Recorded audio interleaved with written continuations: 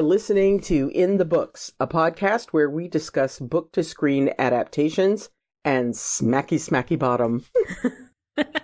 Oh my god, I love that so much. I'm Michelle.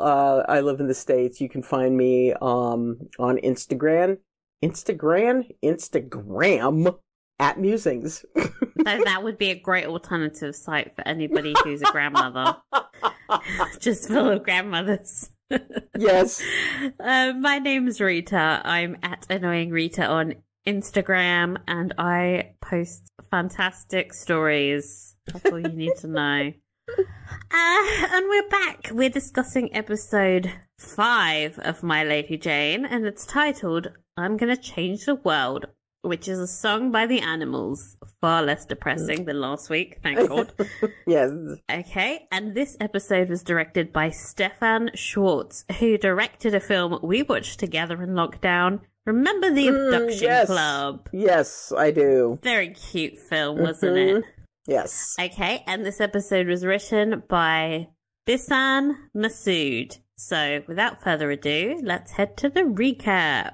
Okay, we begin with Edward, who is awoken in a convent. Hovering over him is his great-grandmother, Margaret Beaufort, aka Granny, who explains that they rescued him from being killed by his sister, and they have given him the antidote to the poisoning. Rita calls it again. Edward is confused. You're going to hear that a lot this week. I'm so right. Yes. About everything. Edward is confused and anxious to return to the palace, but Margaret encourages him to first rest. We cut back to Jane, who wakes from her near-death experience, sprawled out on the lawn of her own palace. Like, why hasn't anyone found her yet? But don't think about it too hard. Yeah, seriously. Her first instinct is to run to Guildford Stables. He is safe out in the South Meadow, but she realizes Mary has raided his things and stolen back all the coded letters, including any trace of evidence they once had, aside from the piece of paper that Mary scarfed down. And the huge bruise on her neck that she just ignored. Okay, girl. Oh my god. Over at the Ethian camp, the Gruth are discussing whether to create an alliance with the Scottish Queen. She would give them all their rights back in exchange. This is a tempting offer, but as they consider this, their camp is raided by the King's Guard, or maybe they should be known as Queen's Guard. They cry out for England and Queen Jane, much to the confusion of her former servant Susanna, who looks baffled as she fights off the guards. That whole fight scene was so bizarre. Anyway, back at the palace, Jane has gone to Lord Dudley for help figuring out what the hell she's going to do next. She wants to convene the council and have Mary arrested, but Dudley points out that they have no proof. They need to play things much more cautiously, so he suggests that she uphold her claim to the kingdom by naming Guildford king and reassuring the very conservatively minded old men on the council. Jane is like, what? Nah. But Dudley is making plans to announce it at the banquet. The coronation banquet without the coronation. Jane says this is not the time for a banquet. She's got someone trying to kill her. Lord Dudley advises her to get the nobility on side.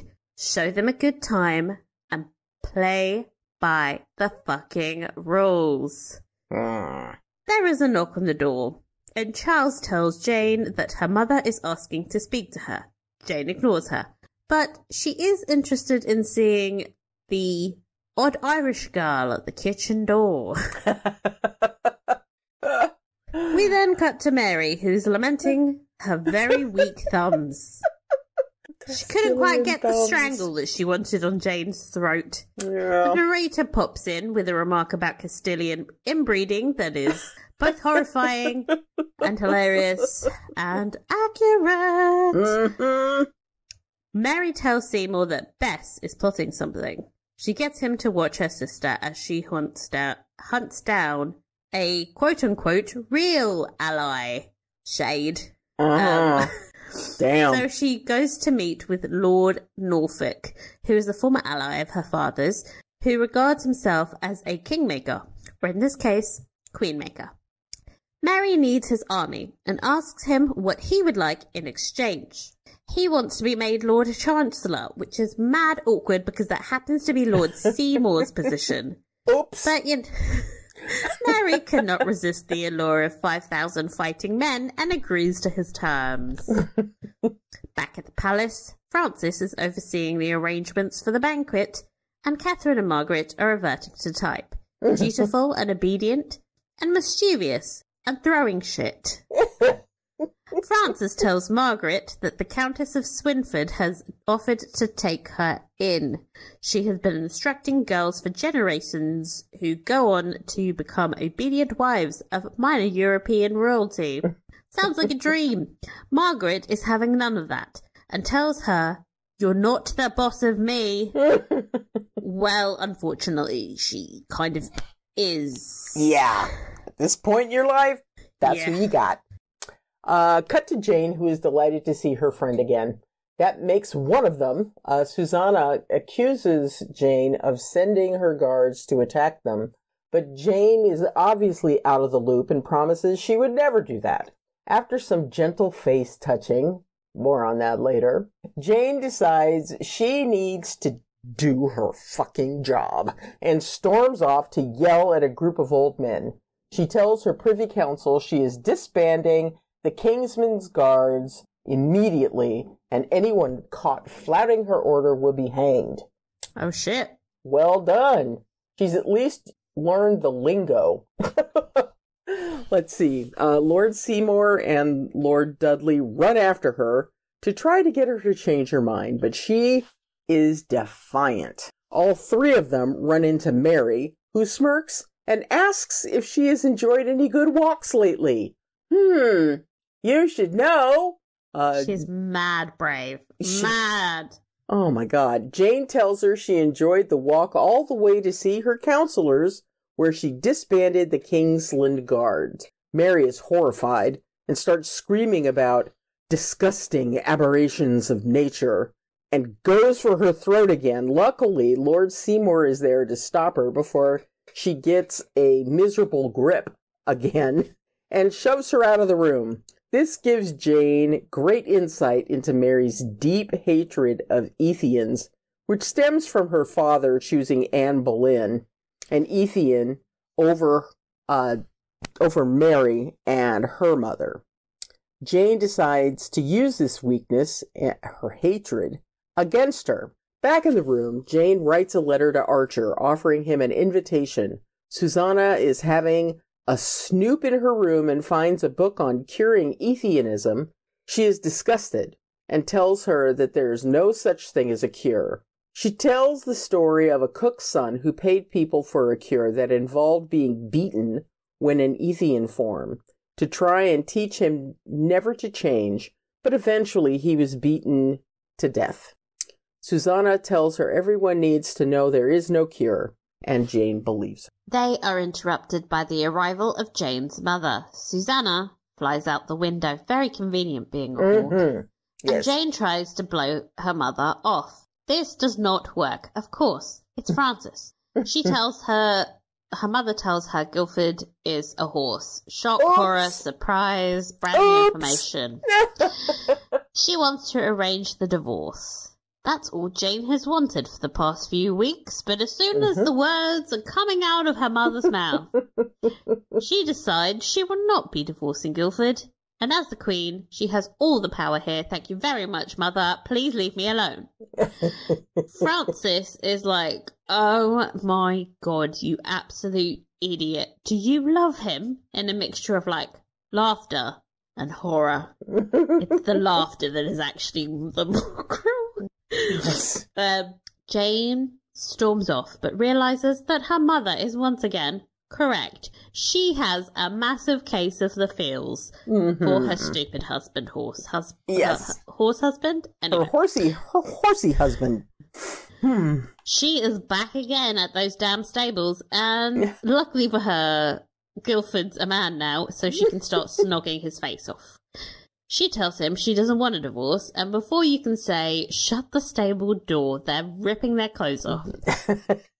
There's a lot of, like, flirty chat here, and Jane, the virgin between them, is like, hey, I don't know what I'm doing here.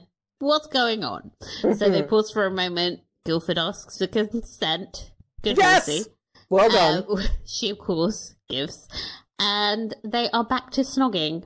Only this time, they're naked. Guildford is inserting himself. We then, immediately cut away.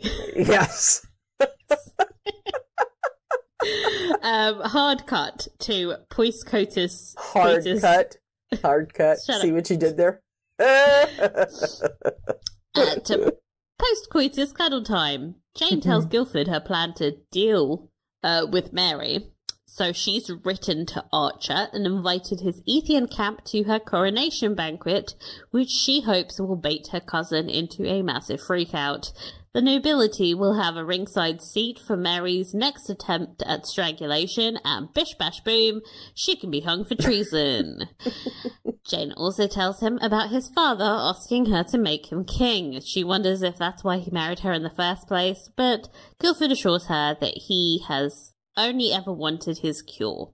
Something Jane knows he will never get. But she's smart, so she decides not to ruin their sexy time moment by explaining that. Yes. We then cut back to Edward getting woken up by a random man who has snuck into his room.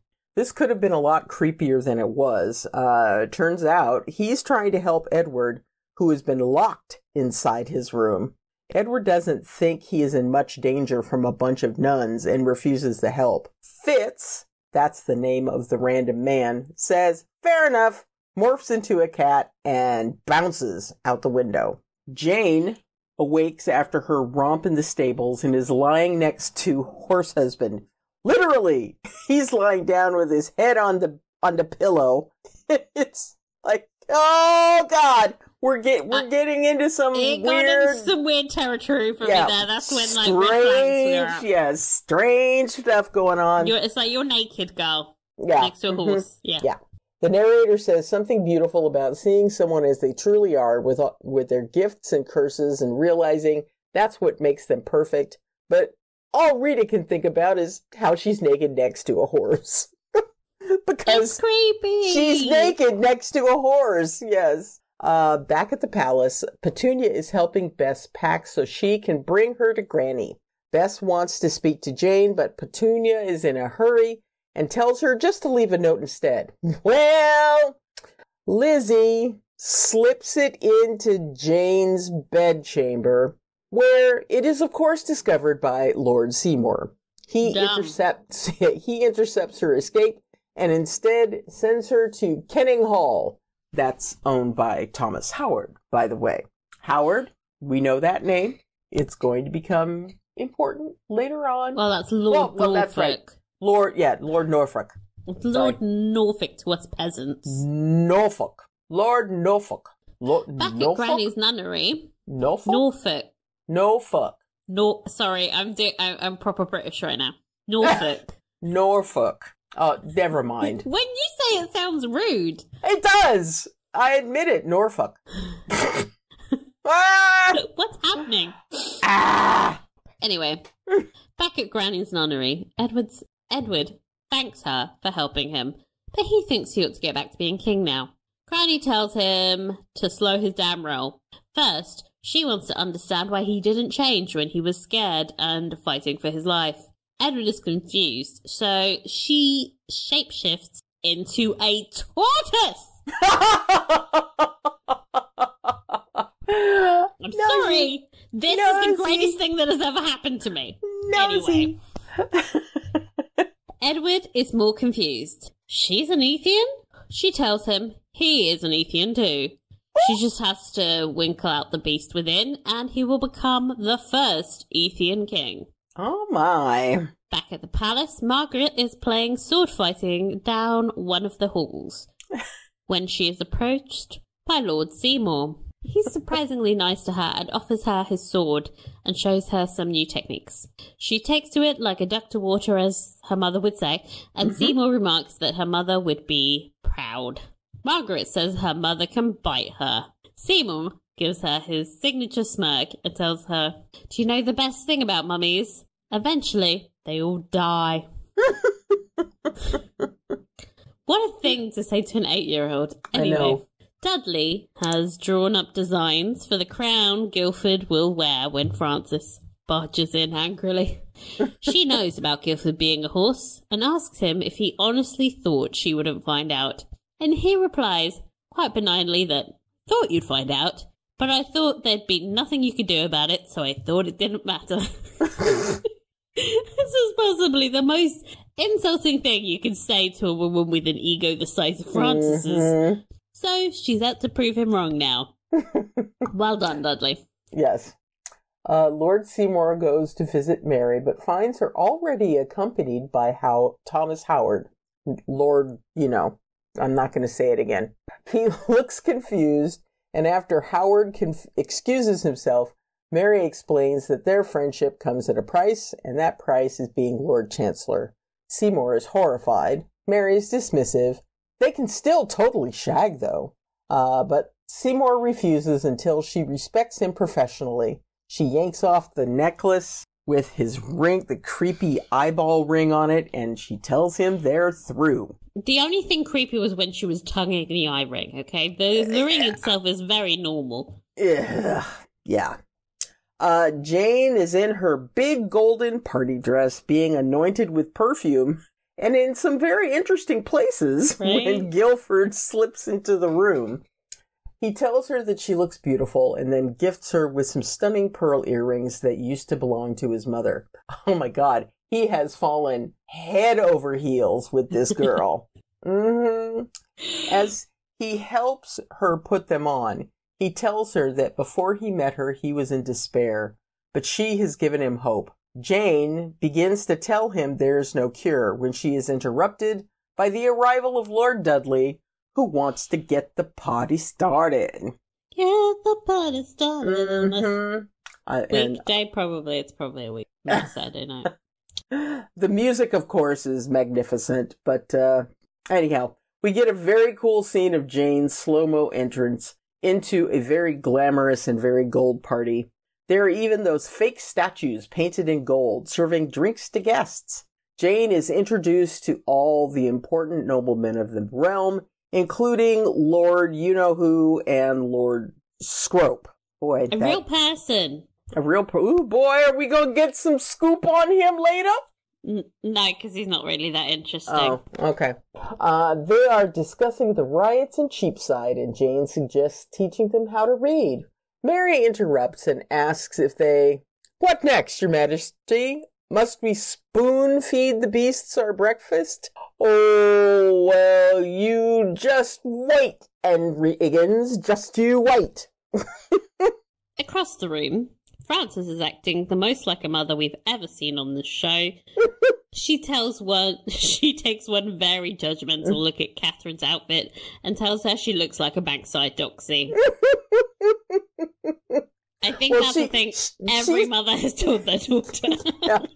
She is wearing every pearl known to man on her outfit, but she looks so excited being in it. It's just, I was very happy for her, but I also was like, oh, I understand. Yeah, it's like, girl, you gotta, like, take a look at yourself and then remove one accessory. That's least. What Coco Chanel said, but I would take it a bit further with her and do like 3 or 4. Yes. Little sister Margaret is besides her and is like, "Pox on mother. You look great, sis." It's very sweet, but also why is the 8-year-old at the party anyway? It's time for Jane's speech. She announces that she wants everyone to reject the division and hatred of generations past and instead live in unity with the Ethians. All right, hun, like overnight. Good luck with that. Doors open, and a bunch of very finely dressed Ethians enter the banquet, much to the shock of the other guests. Jane asks Mary to lead them in a toast, but obviously Mary refuses. Instead, Mary goes off into an angry, hateful rant that ends with her yelling, and on the verge of threatening Jane's life. She then lets out a loud howl of frustration that's almost crying, and the entire court cringes and turns away in embarrassment. The narrator opines that there is no horror to the English quite as acutely mortifying as making a nasty scene in public. It's the kind of thing you see abroad. And so Mary becomes a social outcast and leaves the party. This felt very realistic. When she's gone, everyone starts the party back up.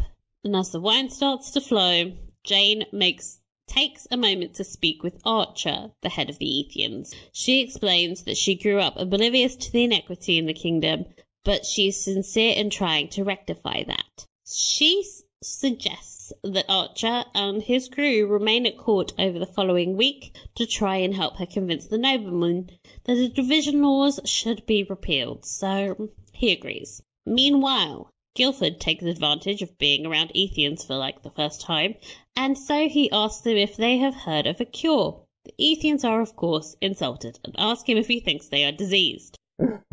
Not deceased. Why did I put deceased? Diseased. That's, of course, not what he means, but embarrassed, he wanders off. After a lot of shots of Jane and Guilford making polite small talk around the party, they finally find each other in the room and sneak off for a conversation. When they reach outside, Jane explains that she tried to have this conversation yesterday, but, well, things sprung up. Anyhow, there is no cure. He's like, well, you don't know that. She asks him to apply logic. Metamorphic changes is a part of nature. Californians become butterflies. That would be amazing. Oh my god. Caterpillars become butterflies, tadpoles, frogs. Guilford becomes angry. He doesn't want to hear this, and he especially doesn't want to be told that the kingdom needs to change, not you. Guilford's hatred of his Ethianism has nothing to do with societal expectations and are all to do with the trauma he suffered when his mother died. So Jane's promise to heal England makes him angry. He says, "Fuck England, heal me." I love that. He feels betrayed by her and walks away. Back inside the party, Catherine has been making googly eyes at a guy all night. Stanley tells her that his name is William and he works for Lord you-know-who. Norfolk. Thank you. She asks him to introduce her, but Stan says, "Nah, love is dead." I love him. Luckily for her, William then approaches her and tells her he likes her gown. Catherine channels all the power of Jennifer Grey and tells him, "My sister dressed me," in the most awkward way possible. It's a total cringe fest. William kind of walks away, and then Frances comes over and drags her off to bed. Banquet's over. Okay. Guilford is heading to his stables when he hears someone following him. It's the ginger Ethian man from earlier. Guilford shoves him against the wall and asks why he's following him. The man tells him that there is an Ethian cure, and he knows how to get it. I feel like he's about to get swindled. I was about to say, this is not boding well. Oh, Guilford. Mm-hmm. Jane is heading to her room when she's interrupted by Petunia in human form. Though absolutely would have improved the scene if she was a dog. Yes. Petunia offers to give her help finding evidence to accuse Mary and Seymour. Honestly, where was she 24 hours ago when this was actually useful? Seriously. Anyway, the next morning, Lord Seymour runs into Margaret again, and she tells him Jane's off talking to a flower merchant. Damn it, Margaret, keep your lips sealed. Anyway, the voiceover announces that if you ever source poison from a river merchant flower girl in order to murder the king and replace him with your deranged paramour, well, if you find yourself in such a predicament, dispose of all the evidence, including the flower girl. It's called being detail-oriented. Anyway, Seymour freaks out and runs off to tell Mary. Jane announces to the court that a witness has confirmed the identity of King Edward's killers, and dun dun dun, it's Lord Seymour and Princess Mary. The court gasps. Yes. They go to Mary's room to arrest her, but she is already gone, as we hear in the music. Mm-hmm. Yes. She's not there. I don't really know the words. She talks. Something about her hair. So, it's a tune. She and Seymour are in a carriage, escaping to God knows where, and post-breakup. So that should be a fun time for them. The end. Should be. Oh my gosh. Okay, hot take about the episode you watched 3 times. I'm guessing. Yeah, you hated it. No, of course not. I liked it. I think that there was a ton that happened in this episode. But I think that what they managed to do was move the story pretty rapidly over the course of the hour. I loved it. We have a lot to talk about. So much happened. Yes. But how about you? Yeah, it was good. I'm really excited about the way they've set up the rest of the season. Because it's really interesting because we have, pardon me, I've drank too much Dr. Pepper. They've set up the rest of the season in a really interesting way. Because we have Jane sitting at court. You think that's the seat of power for now. Yes. But it's kind of a fragile power because of she's trying to convince the nobles to play ball with the Ethians, and that's going to be an interesting dynamic I think we'll explore. And then we have Mary trying to raise an army. She's kind of the outsider trying to threaten the court, and I feel like there might be a battle or something. That's just what would a period drama be without a battle? Right? Someone's got to have raise an army and try and take the seat of power. And I think it's really interesting because I feel like Jane's not just fighting for her status and her position as queen, she's also fighting for the rights of the Ethians, which I think is important because honestly, at the end of the day, who gives a shit who's queen? It's one rich girl or another rich girl. It doesn't matter. The fact that the Ethians' status is at stake is probably what makes the difference here in terms of the audience's investment. So that's good. Yeah. Oh my goodness.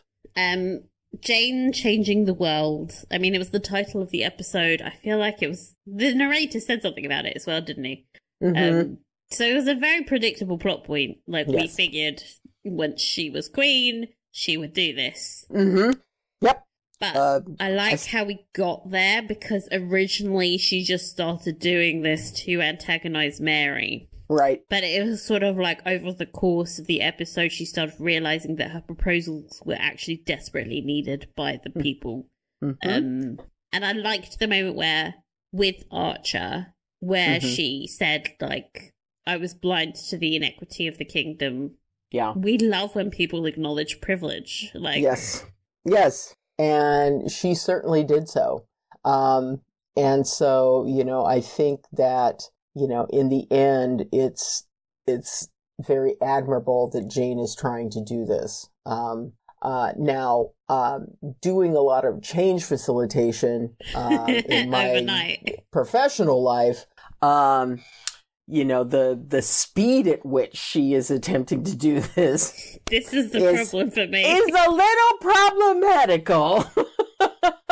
She's just I've declared it. You have to accept it. Yes. Bye. And so here are a whole bunch of folks, and you all just need to get along right now, okay? Yeah. Yeah. Oh my God. We just have hundreds of years of oppression to get over. Just like that. Yeah. How well does that go most of the time? Not well at all. No, I mean, I feel bad for the Ethians because I feel like they were just a plot device. Well, really. they were a tool, as Archer calls out, during his conversation with Jane. But, initially they were just a tool, to Mary. be used. Yeah. So, thank God that winds up turning around and Archer actually, is patient enough to to deal with all of Jane's fumbling the ball, so to speak. I know. Yeah. But anyway. I'm also interested to see how Edward eventually figures back into this, if he really is an Ethian, which I'm not 100% convinced of, because, why wouldn't he have changed by now? But okay. And how that affects Ethian status. I mean, it's very obvious that Bess is an Ethian. We know she'll eventually become queen. So eventually there will be some kind of change in the kingdom. I just don't know how we get there in the next few episodes is interesting. And I mean, if you're going to have a metaphorical underclass, as the show called them, it's very important that by the end of the season that is righted, that huge wrong is righted. So many fantasy shows will have this kind of thing where they're like, here's this underclass that represents racism or represents whatever, and then they never fix it. They're just like, this is just here to point out how society is unfair in the real world. And they're like, okay. It's like, so what are you going to do about it? They never do anything. They never do anything about it. I'm calling you out, she who must not be named. It's just so badly handled. So often, people just want to do this for the sake of saying they said it. It's like, look, I'm aware of racism. Congrats. It's bravo. Bravo, you're aware of it. What are you going to do about it? I'm going to leave the underclass in my fantasy novel just so that you can all feel bad. Okay, thanks. Okay, we're not talking about, her stuff anymore. No. We're talking about But Mary. It's not just her, though. Oh, I know. It's just and also another thing that bothers me about the fantasy genre, if we're going to be real, is just if you're gonna make metaphors, be more clear, okay? They're so wishy-washy. Anyway, Mary got a new man. Yeah, she did. Lord Norfolk. That's fuck better. I mean, heartbreaking. If I don't think about it too much, it's okay. I think you're overthinking it. Yeah. I mean, we spoke about it in an earlier podcast that we are very, I don't know, I wasn't very surprised that she backstabbed him to acquire power. Of course not. Yeah, the writing was on the wall. She's a lunatic. She's going to step on whoever gets in her way. I just feel like she's much less emotionally invested in their relationship. She just sees it as shagging and he would die for her. Absolutely. But I loved the drama of that scene where she rips her necklace. Yes. We're over. Yes. And he's like... Yes. And I loved the scene with her and Norfolk in the garden where, she's using these terrifying looking trimmers to cut off the heads of these white roses. And Norfolk at the end grabs one and twists it off, which I thought was great. So scene. As you were saying that, I was like, roses, Tudor roses, War of the Roses. What is that scene trying to tell me? And I wonder if they weren't even aware that they had done that, or maybe I'm being stupid. I know, it's like you guys are cutting off Tudor rose. Don't. But well, the Tudor rose is famously a red and white rose mixed together, combined together. Yeah. Yep. Weirdly, a motif that it's so famous now, but iconography that wasn't really that popular during the Tudor period, which is one of those things. Until Elizabeth came to power, she really took it on as her emblem, and she was like, motherfuckers, I'm uniting this country. Here we go. Although, wasn't it not Edward, but the next one who married Elizabeth Woodhouse's daughter? Yeah, so it wasn't... Who then kind of combined the two? Let's all go back to the White Queen. Remember? Yes. Margaret Beaufort was like, my son's going to be king. And she was correct. Mm-hmm. It was Henry Tudor. And he was the one that... because he was... Yes. Well, weirdly, he was sort of a third outsider in that... where he was related to both sides of the dueling cousins. And he was like...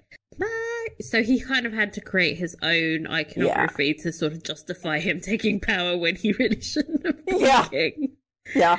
It's just very interesting that we're playing with roses. That whole scene reminded me a lot of like Game of Thrones. They do a lot of those scenes where people meet in gardens and they connive together, but this was a whole lot fucking funnier because of the whole bit where he's talking about Seymour's mother telling him about him liking his bottom smacked, and Mary's little smirk as she said, "Oh, yes, disgusting."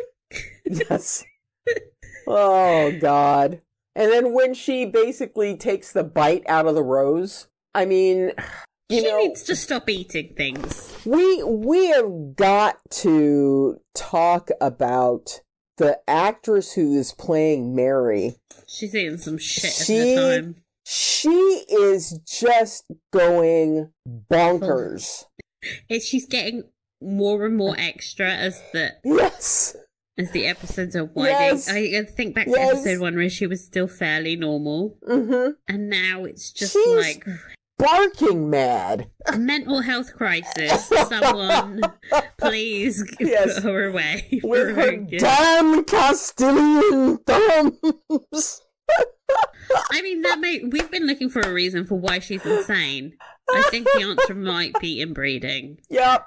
And the fact that she actually ends up in real life marrying her cousin and then being surprised that she can't get pregnant. Like, fun. It's like the egg and sperm are just going, no, I don't want to do that. No. Thank you. No. Oh, God. Oh, my goodness. Yeah, and I just, this whole thing with Mary Seymour, very invested, very funny. There was that, oh my God, the moment where she's like, okay, well, we're still going to shag. You're not going to have your job, but it'll be fine. And bend over. And he just immediately starts bending over, and then he thinks about it, and then he stops and like, he goes, no! You need to respect me as and she's like, done! Bye! Dominic Cooper. Oh my God. He has perfect timing, and his little angry face. Yes. Oh my Amazing. gosh. I love him. And Puppet. Hello, Puppet. Oh my God. So awesome. Okay, well, this is the episode. It finally happened. Wooga. Sex in the house. I fucking told everyone. Yes, you did. It was immediately after her mother told her she was going to get her a divorce. Exactly. And she's like, no, you're not. We will take care of that right now. Obviously, like, it's predictable because the writing for that relationship dynamic is so well written and established and defined that you just knew. It was like, she's going to do the opposite of what her mother says. So, like, perfect writing. Excellent choice. Very funny. She was, like, storming down to the stables, like, oh, gross, I do have feelings. Really good. Yes, she's got the feels, and it's like, oh, shut up and kiss me. So good. I loved that scene. Yeah, I thought the consent part was awesome. We love it. And really, really well done. In a kind of loving, playful kind of way. Yes. Like, I thought that was just perfect. And I also love the fact that we didn't need to see full-on naked bodies all over the place. It was actually quite tasteful. Yes, in order for us to be able to enjoy the scene. And, it was really very well done. It was giggly, and, like, the word I would use is joyous. Like, they were so happy to finally just do it. And partly because they were, like, horny as hell. They've been... they've been fighting this for a while. Yeah, they've been there for a bit. But also because I think it, like, cements their relationship. The writing of this ship has basically established that as soon as they actually do it for the first time, they're fucking married and they're in it for life. So it must be like it's more meaningful than just like two characters doing it. Like exactly, it's them being like, "Hey, I'm in this now." Yeah, it's like we've been through a whole bunch of stuff, and now it's like, that's my person. And it's because they've been established as such loners, both of them. So for them to like have someone that they can depend on, actually question mark over that now. Theoretically, it's really nice. Like that's I think why it was so happy and fun. Like, the vibes were just positive. It wasn't like, you know how sometimes we watch shows and it's, like, very serious. It's very, like, it's, like, very hard to describe. But sometimes you watch the scenes in Bridgerton and it's like, you're so stressed. Like, this is... Yes. This is so... You think, like, doing this is the most serious decision you've ever made. Right. I am maybe thinking about the end of season 1 of Bridgerton, where it's like, it shouldn't be this hard. Or maybe it should. But you just want to see people enjoy themselves. And they were doing that. Good for them. Good. Yes. Even if it was only for like 10 minutes of the episode. Yes, they were. Oh my God. Okay. Oh, storylines. Lots of heavy stuff. Let's get into the conflict about the cure. Yeah, I am concerned about Guilford and him believing this dude that has come up and said, "Oh yeah, there's a cure. I know where to get it." It's like, boy, you about to get beat to shit. Yes. Well, okay. And I think he needs to hit rock bottom before he can. Yes. Before he can really accept that this is who he is. I know, like, it feels like he should have hit rock bottom by now, but yeah, he still hasn't fully dealt with shit, has he? Right. No, and I think that, he needs to realize that while the changes began with a trauma, that doesn't need to define him. That, it is something that, because what the cure is going to be for him is his acceptance of it. And once he accepts it, he'll be able to control when it happens. Duh. Like, it's so obvious from the outside, but obviously... Yeah. From his perspective, he's still got... he still has the blinders on. That's why the narrator said he needed therapy, and I very much agree. Yes. But it's actually a really good relationship conflict to have. Because it's based on Guilford's, like, internal life and his internalized trauma.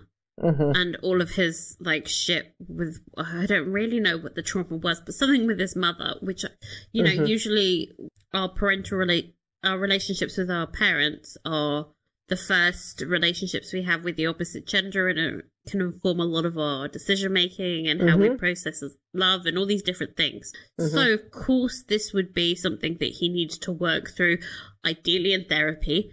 But probably, hey, maybe the cure is that he meets a therapist. Fingers crossed. We can have magic. Why can't we have this? But I just think, like, the conflict that they have written is such a good one. For a romance especially, because then there needs to be conflict in any story. And we can't just have them be like, woo, woo, woo, we're really happy until episode 8, you know? So if this serves to help his character grow and process his trauma and learn to accept himself, then it's good writing, just plain and simple. And I appreciate the writing for the scene where they fought, because I feel like Jane was coming at it from a really good, loving place, and she's like trying to process his shame in a way she understands it, which is she thinks of it as something that's caused by societal pressures, because that's what affected Susanna.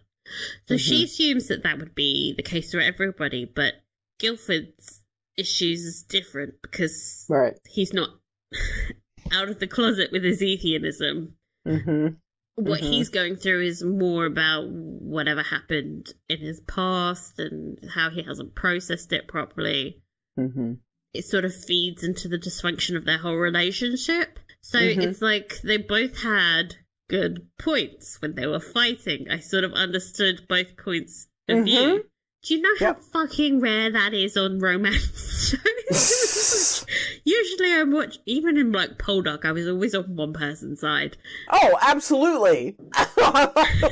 Always like, and it was always the Mousers. Except for the affair thing, but whatevs. With this argument, I was like, that's a good point. Oh wait, that's a good point. Oh wait, that's a good point. That's good writing. That's just very good writing. Yeah, I mean, these folks have done a really incredible job, not just with the hilarity, but also with the storytelling. And so that's been one of the joys of watching this show. Thanks again for saying that we needed to do this, because ordinarily I probably wouldn't have. Look, I heard people turn into animals and was like, no. But the trailer was good. So anyway.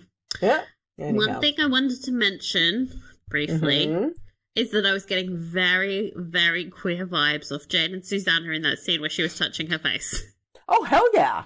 It was that vibe. I've picked up on that vibe since the very beginning. It's very queer-baity, and I don't know that I love it. Like, I mean, is it something that is like, yeah, okay, so there is a level of attraction between the two of them, and that's okay, or you know, why are you doing this? Why are you bringing this into the I just story? feel like we already have enough going on. It's not that I have a problem with it being there. I just feel like it adds a level of confusion because she's off pursuing this romantic relationship with Guilford, and then with I mean, she was gently touching her face while Susanna was wearing men's clothing. I'm sorry, that is the definition of queerbaiting. And don't tell me that this was accidental, because it's 2024 and we're all aware of the tropes. And, like, it was just so heavy. Like, it's been there. But this was really heavy-handed. Like, they really lingered. And I was just like, ugh. Like... Yeah, it's like, is this gonna go someplace? I just don't think it's going anywhere, so that's why it feels like queerbaiting. Yeah, I think that you know, if we find out that it's not going to go someplace, my slappy hand is going to be a little itchy. They don't have time to deal with this on a substantial level. I mean, they've got 2 episodes. 3? Yeah, 3. Yeah, 3 episodes left. She's going to have a gay awakening? Like, I don't think so. I don't know. There's no time for that. I don't know. She's also married. She's very much married. I'm not comfortable with cheating at this point. Yeah. At this point, we don't have clarity on whether or not this is going to be a polycule. I just don't. Like, if this had happened before, but then to throw it in the episode where she has sex with Guilford was very like, we're doing too much. Like, let's... Yeah. Yep. Let's not do this. And if it was, like, one-sided, like, Susanna was in love with her, I could maybe, like, explain it away as, like, oh, Susanna, an exploration of Susanna's queer internal life and how that affects her being an Ethian and feel like an outsider, and like, oh, but this feels mutual. This feels sexy times. And, I mean, that makes me more interested in, like, hey, Jane, what's up with that? Tell us a little bit more about that, sister. Let's talk about these feelings you're having. Anyway. I just wanted to flag that as, like, hey, we haven't talked about it, and we probably should. Yeah. It's happening. It's very much happening. Yep. Okay. Catherine. Dockside. What was it? Dockside Madam or something? Oh my god. The girl. I love her. She's so sweet. Right, this whole interaction felt the most like teenagers as we've seen. Yes. The whole show. I'm like, Jane and Guildford very much feel like people who are approaching 30 years old. Right. But Catherine and William, it was sending me. It was just sweet and adorable. My sister dressed me. Oh, Lord. I really was like hoping they would start dancing, because it was like, if you're gonna do dirty dancing, there needs to be some bumping and grinding on the floor. I also love that Stan was there to watch it and be like, yeah, that was embarrassing. Like, he added an extra layer of embarrassing. Like, when Stan thinks you're cringe. Oh. Stan serenaded their mother last episode and he thinks you're cringe. The 8-year-old was embarrassed. Yes. It's kind of like, oh, wow. Damn. Yeah, you knocked that one out of the park. Oh, God. But that was sweet. That was perfect. Sweet. It was such a small highlight. And I hope she's able to get another cute, flirty moment during this show, because she's adorable. If Jane gets an alternative ending, we're getting Catherine to run away with William and be happy forever. Yes. Okay, Margaret made a friend. Strange bedfellows of sorts. This should have made us very uncomfortable, but it was fine. It was really cute. Sweet. It was really sweet to see Seymour, walking down the hall and going, "Hello, puppet." So sweet. It's like, oh my god, you two are so cute and diabolical, and I am uncomfortable, but it is like, you guys are adorable. It's like, if I apply logic to this, I'm uncomfortable. If I ignore, which I'm very capable of doing because I watch this show, it's so sweet. I did think it was like this weird contradiction in the way that Margaret is always told, like, don't play with swords, stop fighting, be more feminine. But then, obviously, we learn that Jane is like, motherfucker. Exactly. She's like killing it. She's killing it. Maybe Francis was like, look, you cannot turn out like Jane. She was enough trouble. Yeah, it's like, no, one of you is enough in a family. But, I loved it. And her getting instructions on how to get more power out of your blows. And the scene where the sword flips up and sticks in the tapestry. And they both say fuck. And they're both going, fuck. I was like, you know something, Seymour, let Norfolk do that. You go hang out with Margaret. You'll have fun with her. Yes, that he's off with Mary again, because like I think he would make fun. Yes, he's like, just if he was ever around the Jane crew, he'd be having more fun. Yeah. Yes, definitely. Such a great sign of Dominic Cooper as well. You could see he was like, okay, now I was getting smacked on the bottom. Now I'm hanging with an 8-year-old. Okay. Yeah, it's like, all right, well, let's do this. Oh, geez, I love this show. Edward and the tortoise. Explain it to me. I want to scream because I can't even fucking. I can't. I can't compute how this was a correct prediction of all the shit I have ever talked on this podcast. Like, what the actual fuck? I also got the whole turtle tortoise thing, because I don't know the difference, and neither does Edward. I mean, what the actual fuck? Oh, what the God, fuck? I wish I could have been in the same room with you when you were watching this, because that would have been priceless. I paused. Mm-hmm. I did a silent scream, because I have roommates, I can't just be screaming. Yes. And then I was like, I can't believe this is the thing I was right about. Life gave me one thing, and it was this. And that's disappointing, isn't it? No. I'd like an Academy Award. I don't know how okay, maybe do you think they telegraphed this enough for me to get it? Or was this just very, very lucky? I don't know. I mean, honest to God, I have no idea how you picked up on this. I think that's unless just her there's age. I literally just went, she's too old. There has to be something going on here magically. That was how I got there with turtle or tortoise. Oh my God! Because it was the only animal that lives that long. Okay, went down a logical rabbit hole that led me to turtle Margaret Beaufort, which is bizarre. And see, that is so simple. I mean, you think Occam's razor. Yeah. That is so simple. That was the only thing I could think of that would explain this, and they chose it as well. That was perfect. I mean, I was thinking, okay, maybe there is something in Margaret Beaufort's history or something along those lines. She never would have seen a fucking tortoise. Are you kidding me? If there was a tortoise in her, like, coat of arms thing or something, I had no idea. But, dude. It's just like, she's too fucking old. Yeah, she's gonna be as old as a tortoise. But she did live, like, a long time. Yes, she did. She really did. But not that long. She outlived Henry Tudor. She was alive son.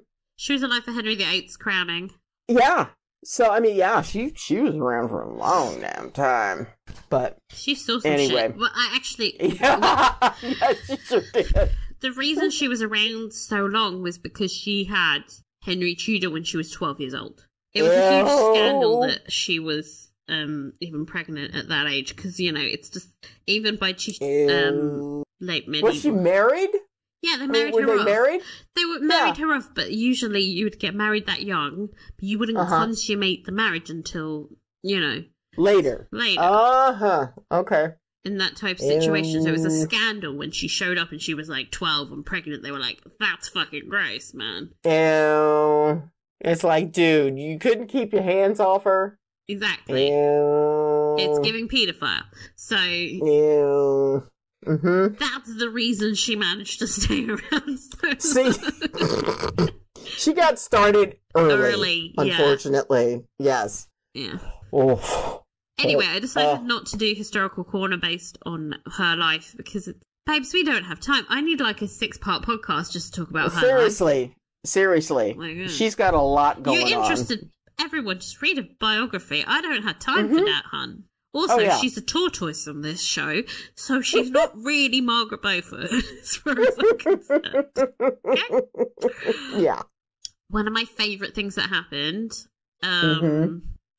is that Edward said he had really good instincts about this sort of thing, about, like, who tries to kill him. Yeah. And it's like, Edward is my baby boy. He's dumb, and he has a lack of self-awareness, and but he pretty. Yeah. He pretty, but he's kind of stupid. He's kind of thick. Yeah, he's just in the head. Bless him. He needs to be protected at all costs. And I also think you should have gone with Fitz. I trust him. Yeah. I mean, maybe it's the Essex accent on him, or the floppy hair, or the fact that he's handsome. I just think go with Fitz. He was very pretty. I feel like he might hit... And he turned into a really pretty grey kitty. Exactly. So... Trust a man that can turn into a cat. Yes. Have good instincts about that. not I the other just thing. want him to hook up with Edward, though. Because they can't just give me Chekhov's declaration of homosexuality and then just leave me hanging. They must act on this immediately, and I think he should get with the cat. Yep. Well, okay, ship name. Edwitz. Oh, that's cute. Edwitz. Fitzwood. No, Edwitz. Edwitz. That's so cute. Okay. That's so cute. What do you think? What do you think Edward's animal is going to be? You think it's going to be a lion? I don't even know that he is, like, because she's all like, you have to be an Ethian. Mm-hmm. But based on what? Based on what? Mm-hmm. We've seen no signs of it. Yeah, I mean, we didn't see it in Henry VIII. They say it skips generations. He might not even be one. Yeah, true. It feels like she's trying to... I mean, maybe he is, but I don't know. I just, like, of all the situations he was in where he felt lots of intense emotions, he should have turned. Mm-hmm. I may be really wrong about that, but I don't know. We shall find out soon. Do you think he's an animal? I think he could be, but I don't know where that would come from, especially with the whole Anne Boleyn being an Ethian. Yeah. Do we know that was the reason why she wound up getting executed? Oh, he might just be crazy. No, they didn't say that for sure. Yeah. But probably. No, I don't know. I think we'll find out. I don't think the world building has established enough rules around the Ethianism for us to say one way or another. I also find it very confusing. Like, is Anne Boleyn being an Ethian the thing that triggered Henry to establish all of these laws? It feels like that was a really major moment in this world's history of. Not to be a classic Anne Boleyn stan, but I would love that version. I would love a prequel to the show where we get to see him falling in love with her and then her being like, motherfucker, I'm a leopard. What the hell is this? Yeah. Oh, gosh. That would be so good anyway. Dreams. Historical corner time. Woohoo! So I'm going to tell you about Lord Norfolk. Okay, because this man's story is wild and also much shorter than Margaret Beaufort's. So, Lord Norfolk, also known as Thomas Howard, 3rd Duke of Norfolk, KG, PC, I don't know what this means. What? Huh? What do those mean? Just titles. Go with it. He was born on the 12th of March, 1473, and he lived until the 5th of August, 1554. He was a prominent English politician and a nobleman of the Tudor era. He was uncle of two, the wives of King Henry VIII. First, Anne Boleyn. That's through Anne's mother. He was Anne's mother's brothers. And Catherine Howard, both of whom were beheaded. Common denominator. And he played a major role in the machinations affecting these royal marriages. Obviously, he was one of the people that pimped out Anne and her sister. He was godfather to Prince Edward, and he also married his daughter, Mary, to Henry's illegitimate son, Henry Fitzroy, Duke of Richmond. The one Henry always was like, look, I can father a son. Look at that one. No. Yeah. That. Yeah. Okay. So that's all very interesting in its own right. The fact that he had so many connections to Henry VIII is kind of creepy. And I could do a 6-part podcast about the way he backstabbed my gal Anne, but that's not the point of this historical corner. I want to tell you about the fact that he was arrested in 1546 because his son was using the arms of Saint Edward the Confessor, which pertains only to kings. His son was a bit of a fop and decided he wanted to use these coats of arms. Very offensive. So, it's done. And it was an act of treason. And it got his son executed. No! His son was executed. But Henry VIII was giving his assent to killing Howard. However, Henry died literally the next day after signing the piece of paper declaring his execution. So, The Privy Council that took over decided not to start off the new reign with bloodshed, so they didn't kill him. Howard remained in the Tower of London throughout the entire reign, and he was only released and pardoned after the accession of Catholic Queen Mary I 7 years later. Wow. He was appointed to the Privy Council and was made Earl Marshal and, get this, officiated in that capacity at Mary's coronation just a few weeks later. So in Mary's first parliament, she restored Howard's dukedom and his subsidiary titles, because obviously when he was about to be executed, they were taken away from him. This man literally came back from the brink of death, motherfucker. Wow. Isn't that crazy? That he imagine just like A being Anne Boleyn's uncle, then being Catherine Howard's uncle. Yeah. Then having your son killed, you nearly die, and you're imprisoned for years thinking, oh man, I'm going to be here till I die. And then Queen Mary just pops up like, hey bitch, you want your title back? Everything's fine. Like, this is a wild story. Yeah. Holy shit. This dude. Man. Also, while he was in the Rose Garden, he was reminiscing with Mary, and he made a reference to playing Mount the Blount. The Blount, yes. With Henry. Elizabeth Blount is a famous mystery of Henry VIII. Blount's relationship with Henry VIII lasted for some time. I mean, compared to his other affairs, where he usually just, like, fucked them and then threw them away. Right. And he acknowledged her. This is a very big deal. Because Blount is the chick that bore the king an illegitimate son. She's the one... A healthy son. A healthy son. Well, for a while. She bore Henry Fitzroy. For proving that the king was capable of fathering a healthy son, Elizabeth Blount prompted a popular saying, Blessy Bessie Blount. Oh my god. Why people on the street gave a shit? What a fucking dubious honor, you know? See? I can have healthy kids. I can have healthy sons. See? Oh my god. I think they recently proposed this idea that he had like some kind of genetic disorder, which meant like the first pregnancy was always healthy and the second one was almost impossible. But anyway, that makes a lot of sense when you think about like Mary and Elizabeth and then the miscarriages and whatever. But anyway, it was all the women's fault. Of course. Soon after the birth of his son, the king began an affair with Mary Boleyn. Yes, Anne's sister. And Bess was dismissed from court.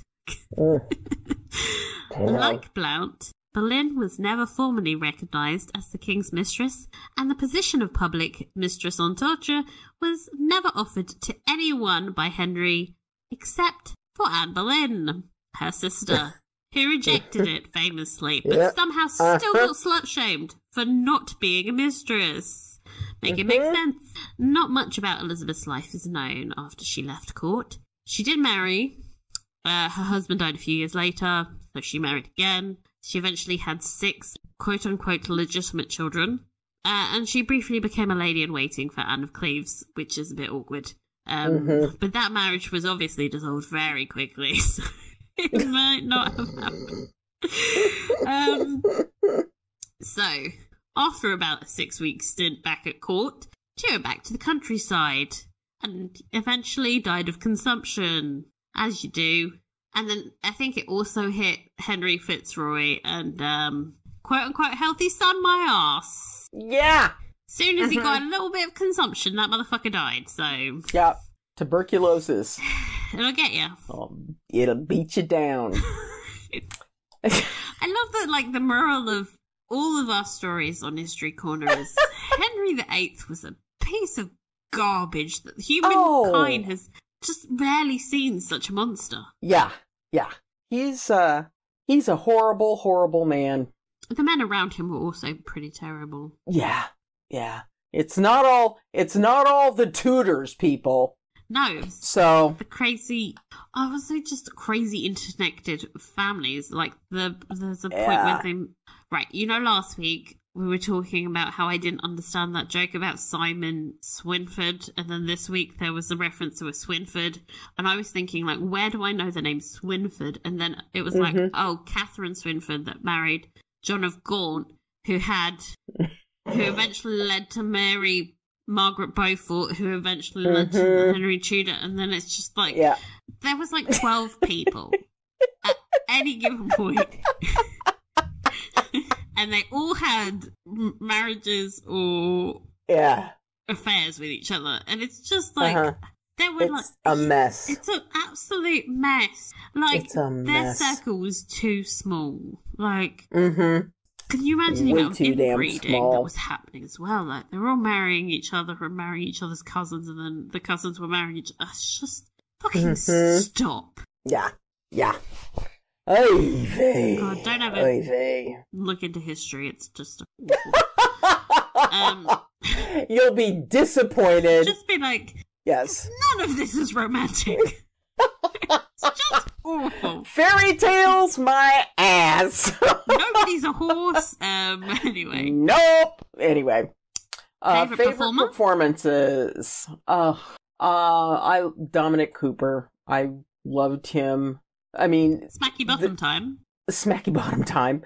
Smacky bottom. The scene where he is slowly picking up on what he needs to do to take care of getting that detailed oriented act. I thought that was perfection. Because you could actually see them turning, yes. It took him so long to get there. He was doing a Joey from Friends, like, he was like, no, if she does this, then we didn't do that. Oh, no. Wait. Oh. Is that bad? Oh. Yeah. Oh, God. Oh, no, yes. I should probably tell Mary. Bye. Yeah.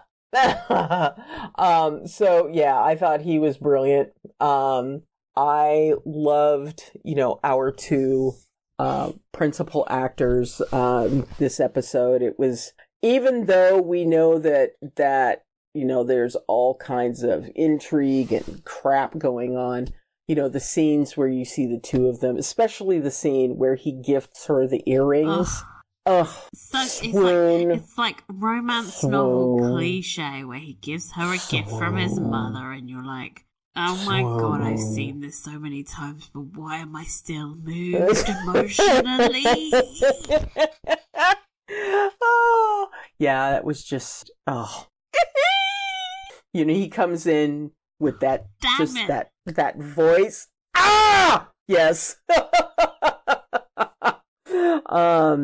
I thought that... You're going to have to watch A Discovery of Witches, because, like, the man is killing it on that show as well. He does some very sexy times. There's a romance that's very good. Anyway.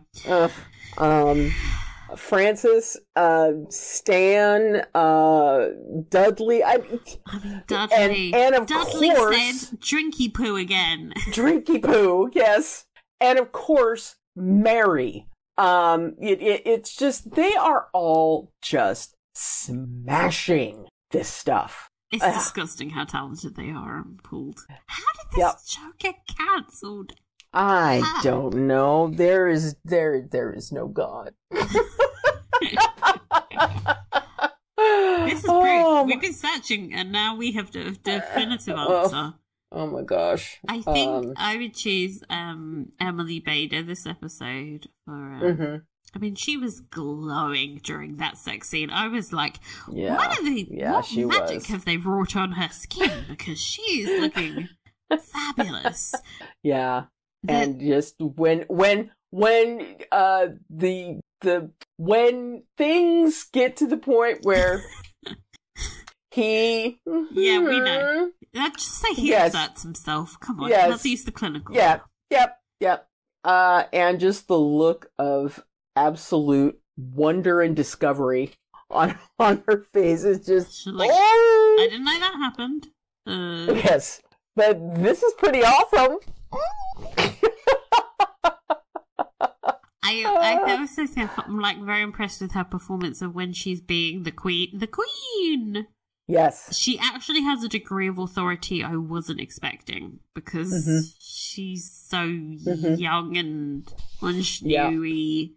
And then the scene where she goes into the Privy Council and she's like, I'm fucking charged. We're done with the guard. Anybody do anything again, you're gonna get hanged. And she turns around and leaves. I love that. It's just like, okay. She got that as well. Yeah.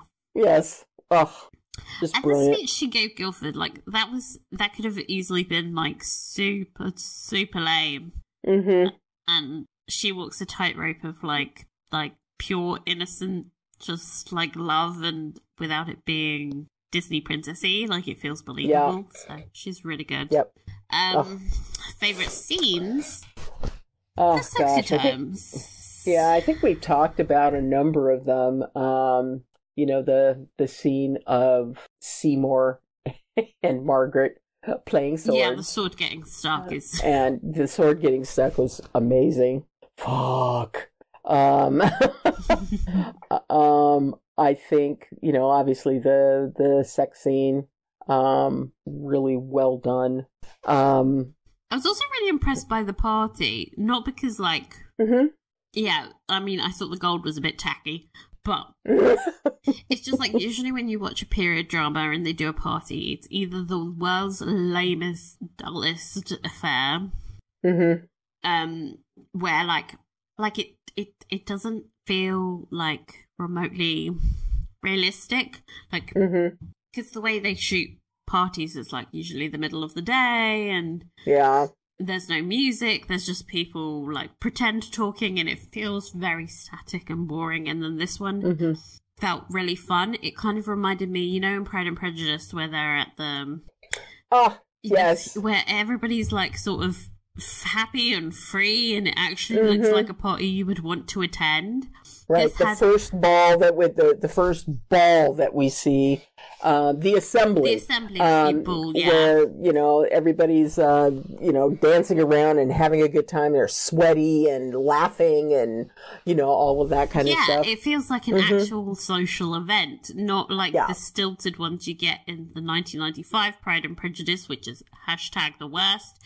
Yes. It feels like people are actually there to enjoy themselves, and that's the same vibe we got in this show, where there was lots of, like, little moments where you see them playing, like, ye olde beer pong and, like, the shot of the dolphin with some, like, gold with some hair or something. There's the moment where Jane says, have you tried the dolphin? It's delicious. Yes. She's, like, making small talk, and they're all sort of, like, giving these random extras high fives, and it feels like they're actually mingling. Yeah. That was it's so great. easy to get parties wrong, so I was impressed. Yeah. And I mean, they started, and I know we're going to talk about music in just a minute, but I mean, they started that off, the party scene with one of my favorite songs. Is it 20th Century something? I can't remember what it is. It's dun-na-na-na-na-na-na-na-na. Yeah, that song, when they started that party with that song, I was like, yes! It was fun. Yeah. But do you agree that the gold was a bit ugly and tacky and a bit Trumpy? Who decorated this party, and was it? Yeah. I think it was something, Francis. It was something that, you know, I was thinking that I may have seen in HBO's Rome. Yeah, with the statues. Or Spartacus. Like Spartacus or something like that. Fake being statues. It's just like, oh no, this isn't tasteful. This is a bit... Yeah, I think I would buy that this is Francis's attempt at being glamorous, where she's gone a bit over the top. Yeah. You know, like she has the nerve to critique her daughter's outfit when, you know... I mean, if you saw her outfit, like, that was a bit busy. Yeah. It looked like she was wearing some kind of giant breastplate or something. But I don't know. It's just like it was busy. It was a lot. It was a lot. So, costumes, hair, makeup.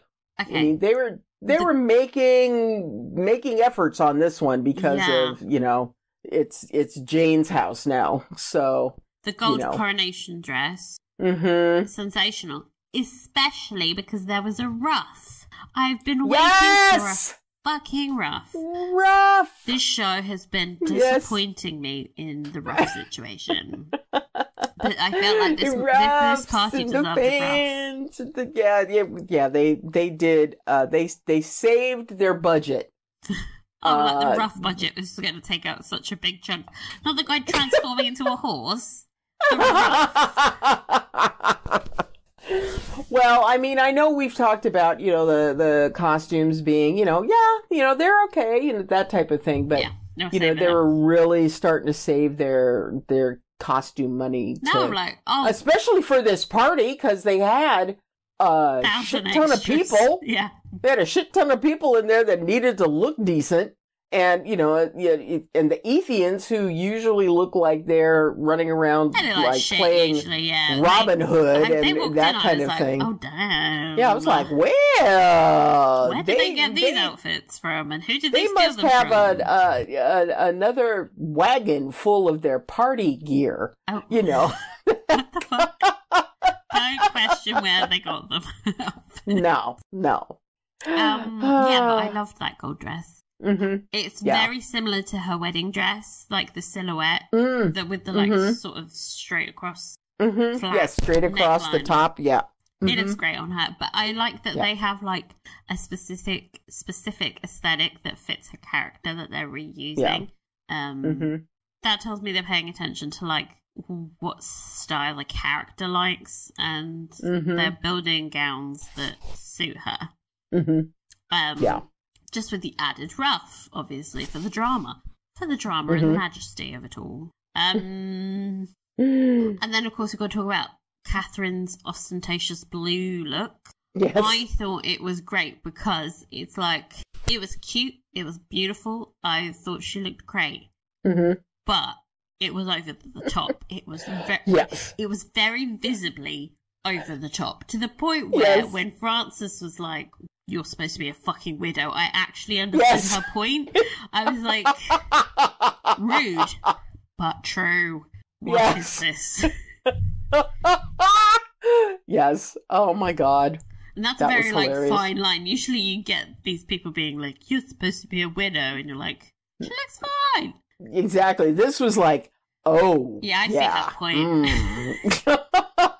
Oh yeah, this is a lot, honey. This is too much for two people to wear right now. So, Cute, but I feel like you could have pared it down. It's like the necklace, the earrings, the headdress, and then the pearls down her dress. Yes, it's like take 7 or 8 of those strands of pearls off, okay? You'll be fine. It's like, you're really beautiful. You don't need that much. Yeah. No. Don't need to put that much on you, my friend. Locations. We got the new location of the convent. I think that's CGI, babes, because oh yeah, me too. Far too cool to be real. Yeah, I was like, damn, that's looking pretty decent. He's like, yeah, that's CGI. There's no way that a convent would ever be built somewhere that cool, or a castle or anything. And there's probably some boring tactical, practical reason for why they don't build castles or structures that close to the water, but crashing waves and things like that. It's fucking cool, okay? Have you seen It's amazing. Mary Queen of Scots, the film with Saoirse Ronan? And yes. She has a castle that's right next to the ocean in that, and I'm always like, that's romantic ideal. Like, if you're gonna be in a gothic castle, it needs to be next to crashing waves. Yes. None of this boring Surrey location. Give me a fucking... Oh, look, it's in a forest. Wow. Exactly. Give me some drama. That's why the Scots always get the most epic stories and shit, because they understand the drama. Music. So my favourite moment was when they used Heavy Cross by Gossip. She's marching towards the Privy Council. She's about to shout at them just angrily. Fantastic song. Love that. We also got Wet Dream by Wet Leg. Oh, that was great. I mean, the song Wet Dream. That was just perfect. While they're having sex. That was perfect. And the group name Wet Leg. Like, wow. Okay. California Screaming by Liz Lawrence when Guilford watches Jane prep for the banquet. Yes. Very romantic. Mm-hmm. And then the best bit and was... then she's not there. She's not there. Which apparently is on the soundtrack for the show. Ooh. Covered by Griff, one of my favourite British artists. Oh, man. She's not It's there. great. I think I might prefer it to the original. I'm going to be honest. Like, let's remaster this shit. No, I think this is a definitely a soundtrack that I'm going to add to my Spotify? iTunes. So good. So good. Using iTunes. I have Macs. Oh, fair enough. I'm an Apple girl. I use iTunes. But then you have to buy things. You can't just... Oh, anyway. Anything Let's you not didn't get into that. No! I loved it. I'm just sad that there's not many episodes left. Then it's over. Yes. I mean, I hate this whole 8-episode thing that they're stuck on. I wish it was 10. At least 10. I mean... I do for the show itself. For me personally, I would rather not make 10 podcasts. I'm like, oh my god, the editing, please. Oh, I know. You do a bang up job, my friend. I just don't want to do that much work on anything ever. Then I get to be honest, we did do 12 normal people. 12 normal people, but they're half-hour half-hour episodes. So it felt that's true. Manageable chunks. That's true. If it's going to be 1 hour, 8 is good. That's my cut-off limit. But if you want to have like a lot, if you want to have 8 episodes and have them be an hour and 20 minutes, that's when Rita gets into the fighting words. Yeah, yeah. Mm-hmm. I need to pee. I lose interest. Nobody has ever paced an episode well when it goes over 50 minutes. I'll tell you that. When it's an hour and 20 minutes, it's because there's faff in the middle. A lot of faff. Exactly. Yep. Like, the pacing on this show is perfect. I wouldn't fuck with it. Yeah. Oh my gosh. How many horseshoes out of 5? 4.5. Same. I still think episode 3 is my favourite so far. Yep. So 4.5.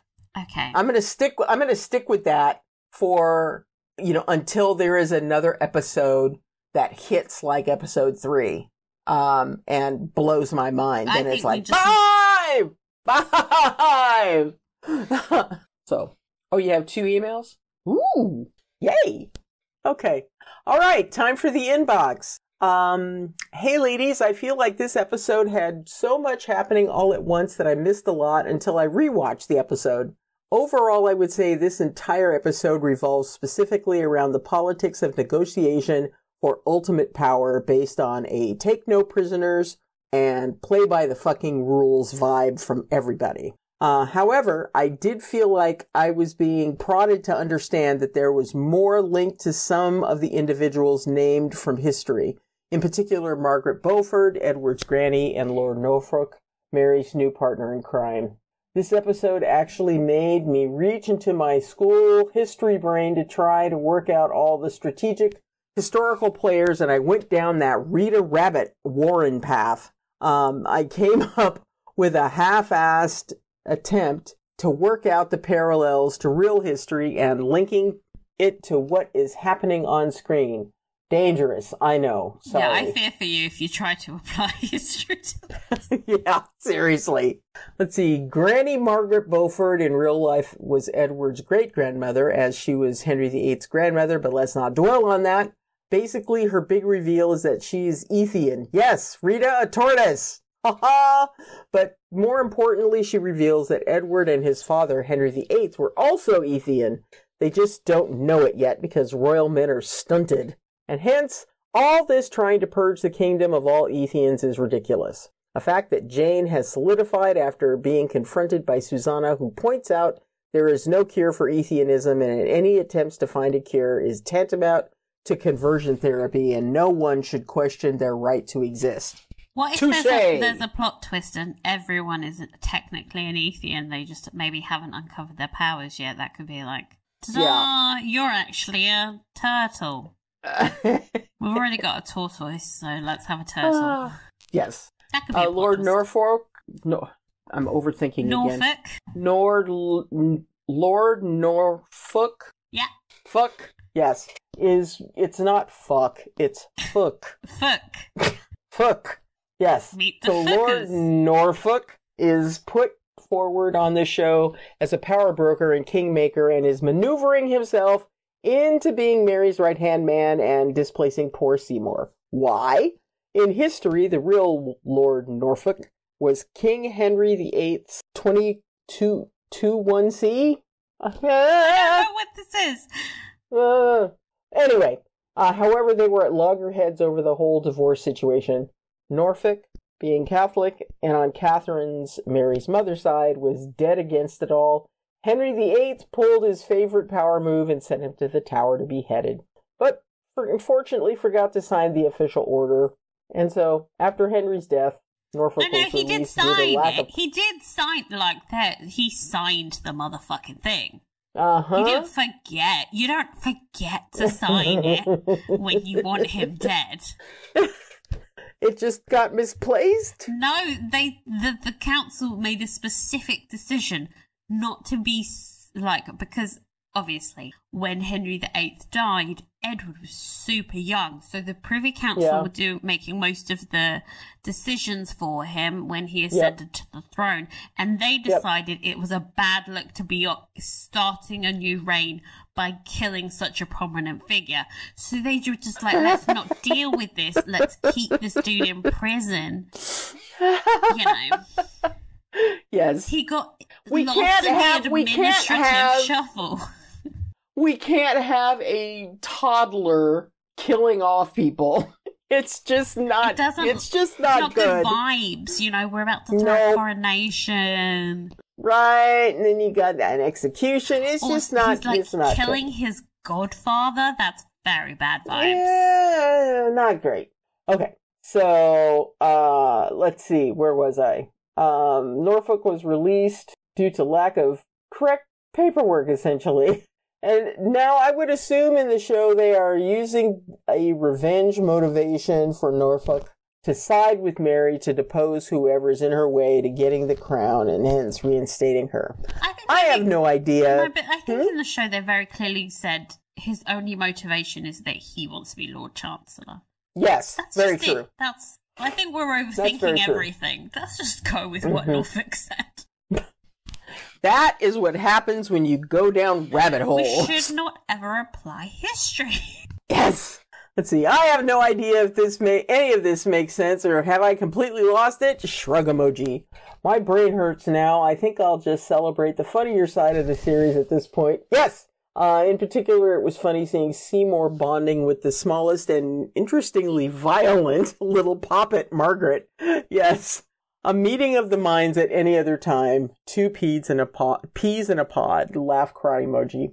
I would wager, though, that Seymour better watch his back with that one. You know, as I was watching them together, I was like, of the two of them, Margaret's more successfully killed her enemies than Seymour has. Mm-hmm. She's much better at taking care of business. Mm-hmm. Seymour's useless. Obviously, the biggest and most anticipated scene starts with that great song ringing out its chorus. Here we go, fill me in, enough to make a girl blush. Yes. Here we go. Jane and Dudley finally getting on. Phew, about time. However, I must say, though, that waking up with a horse head in bed has a different connotations for me. Yeah. But that's just my background. Laugh, cry emoji. Famous scene from The Godfather. I've never seen The Godfather. Oh, yeah. I have explained to you once that I've read the novelization, though, so I am. Mm-hmm. Yeah, so yeah. Just to read the book instead of watching the movie. There's something wrong with me. Anyway. Well, I understood the reference. That's why I love you, Rita. Let's see. Can't wait till next week. Ciao, ciao. Maria. Thanks, Maria. I think that I have accidentally influenced Maria into historical corners that I shouldn't have. Sorry, everyone. I think the point of my historical corners on this particular podcast is just to give you fun stories from history that are slightly adjacent, not to actually, it doesn't help you understand the plot of this shit, right. does it? Does right. it? No. So, hi, Michelle and Rita. I've been a listener since Poldark Fancast days. Oh, an OG!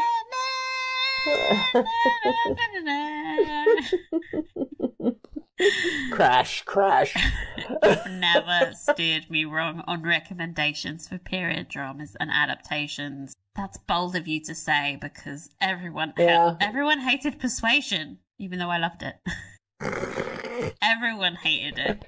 I'm sorry, but the rabbit was adorable. Anyway, I started My Lady Jane after seeing it on the In the Books feed, and it's my new favourite series. Some thoughts from me on the latest episodes. The Ethian camp was giving me Robin Hood, Prince of Thieves vibes, and I'm here for it. Yes! Yep. That's what this show is reminding me of. Yes. I saw Robin Hood, Prince of Thieves at such a formative age. I am like, yes, of course. Of course this Canadian accent is coming out of Robin Hood's mouth. Do you remember the bit where they're all like, they have a bunch of tree houses that they all live in, and then they swing down from them when they're fighting off them? Fucking hell, we should watch that movie. It's such a good time. It's so fun. I will do my best not to throw something at Kevin Costner whenever he attempts to use his English accent. Was he trying?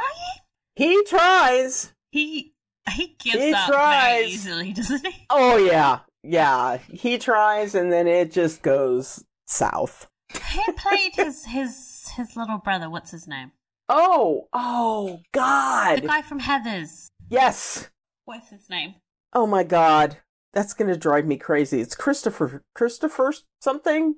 Christian Slater. Okay. Yes. Christian Slater was one of my first crushes. Also doing full American accent in pre-medieval England. Yeah. It's a fun movie. Morgan Freeman, anyway. Oh yeah, loved Morgan Freeman in that. Isn't there like an actual iron chastity belt situation? There may have been.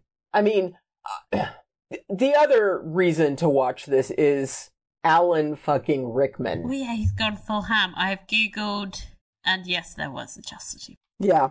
Mm-hmm. Anyway. Yep. I think we need to watch it. Can we please? Like, that would be the most fun. Oh, God, yes. The more I think about it, I think, like, that was a very important, like, piece of work in my upbringing. Because we used to have it on VHS, and, like, when you had VHS, you had to rewatch that motherfucker, like, 20 times, because it was, like, really expensive. You better watch that movie again. So there was probably a point in my life where I knew all the lines. And oh yes, we have to watch it again. Morgan Freeman was truly trying to act in that movie, and everyone else was not. No, yep, totally on board watching it. Oh my god, let's watch that movie. Lord Dudley continues to be both ridiculous and hilarious. Loved his delivery of "I thought you'd find out." But I thought you'd be, there's nothing you can do about it, so I thought it didn't matter. Dude. When Lady Frances told him she knew Guildford was Ethian, never underestimate Frances. No. Finally, we have a love scene between Jane and Guildford. I think I let out an audible "aww." After that, I don't know what to do. I can show you if you want me to exchange. It shows so much vulnerability and growth in the relationship. They're so sweet in the scene before the banquet, their little hi to each other. Oh my god, that was so cute. Guildford kissing his mother's earrings. I'm loving how this romance is written. They're morphing into a true partnership. So Margaret Beaufort, aka Granny, is a turtoise. You called it Rita. I want to get this tattooed on my forehead. Like, everyone needs to know about this achievement. It's like, tortoise, nailed it. Sorry, but I don't think I will ever get anything this right again. And I peaked too soon. Seems like Mary and Seymour just can't let each other go, despite their intervention from Lord Norfolk, the most sinister member of court so far. It's weirdly kind of sweet, but in the creepiest way. Alas, I don't think Mary will ever respect Seymour professionally. No. He just wants to be respected. Bless him. No. And she is just all about spanky bottom. That's all she's there for. I love the whole coronation banquet sequence. The set design, the costumes, the music, and having the ensemble cast together is just chef's kiss. My heart broke a little when Jane told Guildford there's no cure. Good job, Edward Bloomill. The revelation from the mysterious eating coronation guests that there is a cure does not bode well. Ginger Man. I also really like that about the bit where the ginger dude was like, I really like him.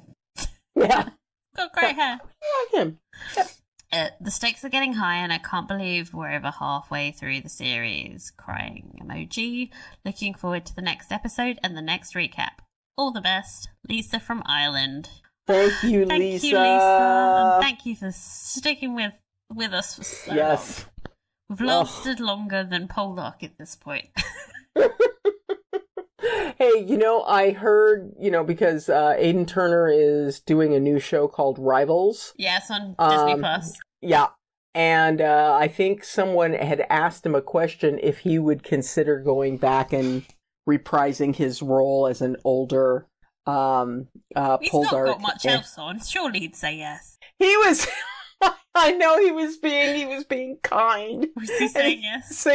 He was saying, you should never say never to, like opportunities really and, blah, blah, blah, and, that kind of thing. But, you could all code it to be, no, God, no, I'm done with that. No. Well, if they got a new showrunner, maybe it would be a bit better. Look, I said it. Look, yeah, okay. Look, Debbie. You put it Debbie out there. I have utmost respect for her writing on season 1 if she's ever listened to the podcast.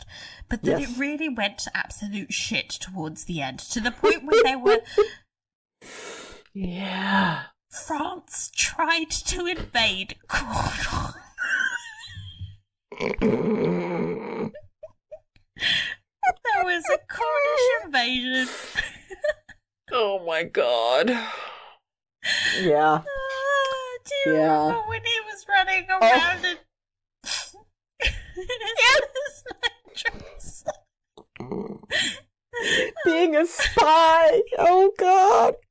Yes. Oh god. Oh.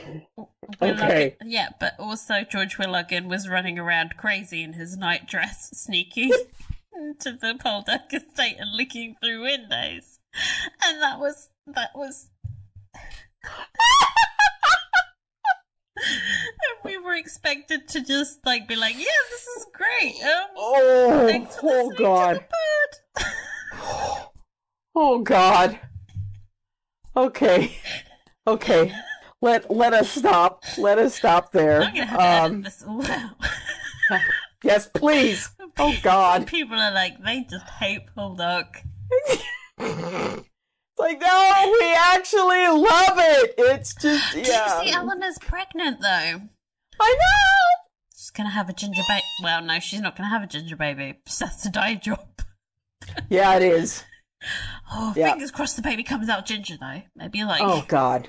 That would be delightful. That would be the dream. Okay. Here we go. Almost done. Okay, our episode 6 summary. Well, Jane needs allies, and these cannot be ordered on Amazon Prime with one-day delivery. If anyone knows where Guildford is, please let us know. Guildford goes missing. Again. No! Sake. Guildford, you only just consummated the marriage, and you've already you can't go missing again. No, not enough time for this. I'm going to be so annoyed at him, especially because Frances is trying to get a divorce. So much easier if your husband's not around. Anyway. Yeah. That's all for this very long episode that had a lot of deviations into Robin Hood, Prince of Thieves, and the plot points of Poldark. We'll be back next week discussing episode 6 of the show. And probably whatever else comes into our head as we're talking. Of course. If you want to get involved in the podcast, you can email us at inthebooksnetwork@gmail.com. We are, of course, on Insta, where I post some incredible screenshots from the show. So please follow if you want fun bonus content and updates on the podcast. You never know, I might get COVID again. I do feel a bit of a sniffle coming on. Oh, crap. No! If you enjoyed the pod, please rate, review, and tell your friends. Thank you, and see you next time. Bye. Bye, everybody.